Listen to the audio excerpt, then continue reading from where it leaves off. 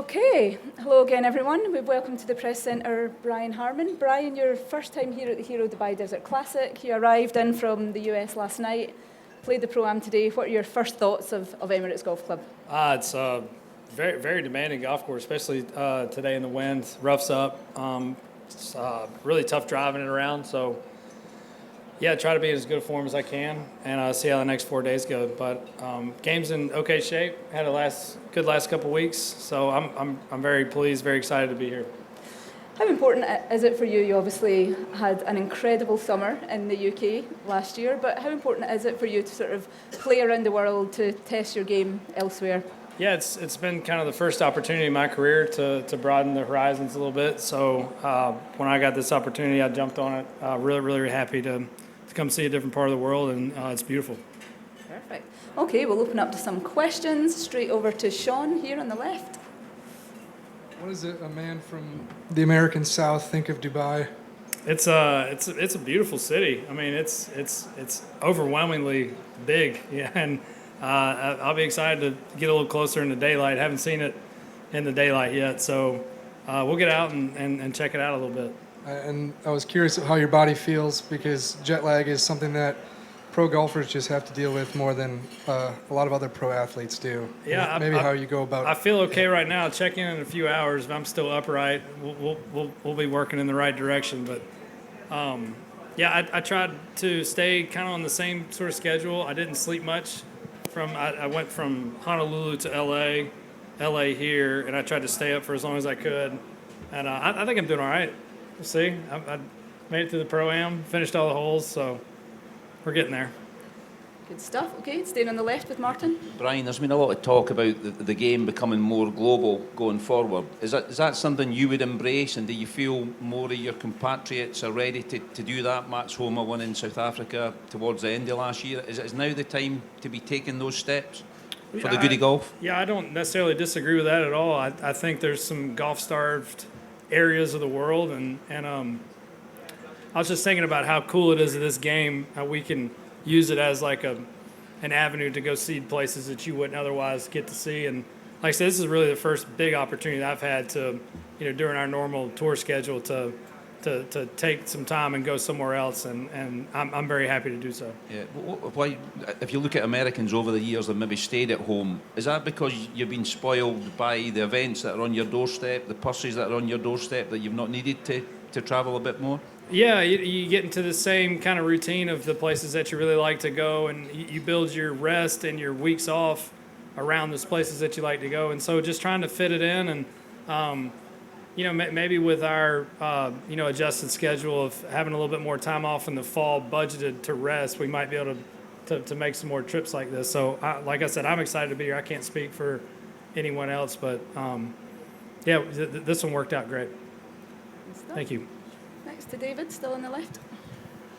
There's been a lot of talk about maybe going to a global schedule sometime in the future, Brian. Would you sort of embrace it even more, if you didn't have to do a 16-hour time difference and jet lag, if the sort of calendar fell where it was just short hops between events like this and the next big one before you return to America?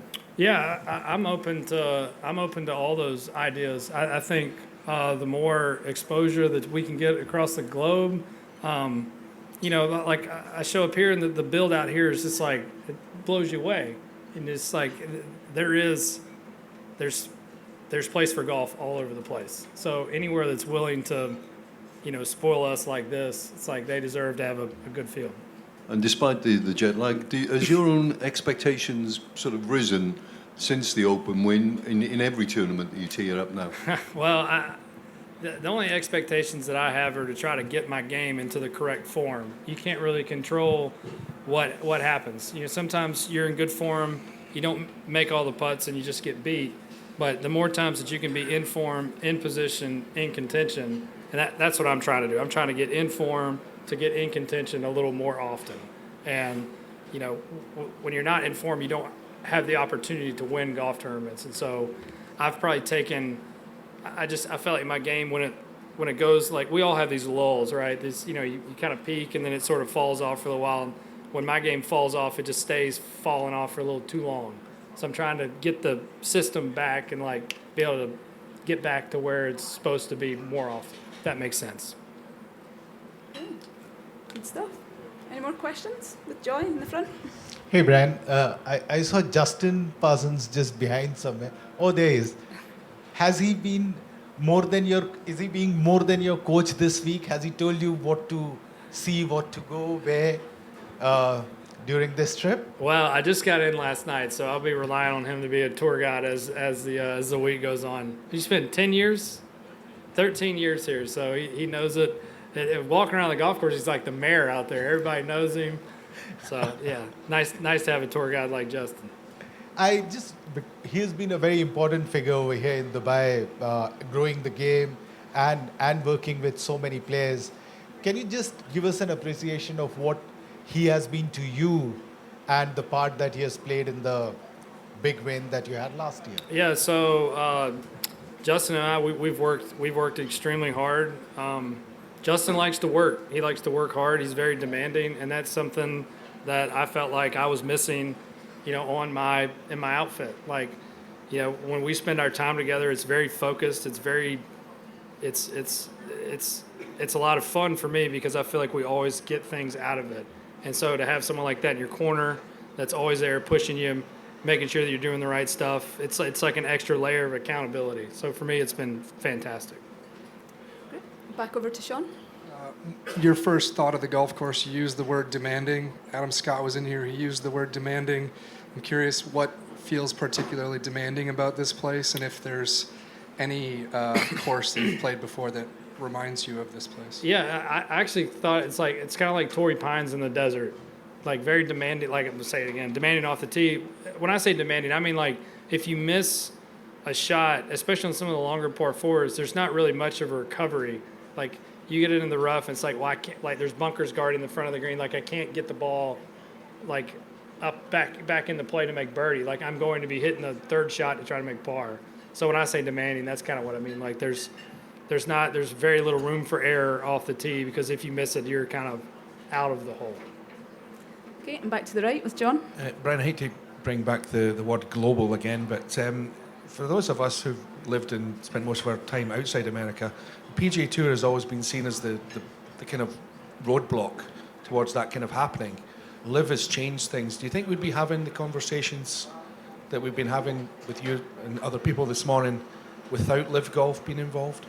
That's a good question. I don't have any perspective because LIV is here and I am here, so I don't know. I'd have to think about that. I mean, have things changed? Has the mood changed on the PGA Tour in the midst of all this? There's more outward looking. Not really for me because I never really had a choice. Like I was a PGA Tour player. There was no demand for me to go anywhere else. Like I didn't really have any opportunities to go play across the globe. So, yeah, like I said, when I got this opportunity, for me, it's like, wow, Dubai, I've always wanted to go. This makes total sense for me. So, I don't know. Okay. I think that might be all. Thank you so much for your time, Thank Brian. you. Thanks, y'all.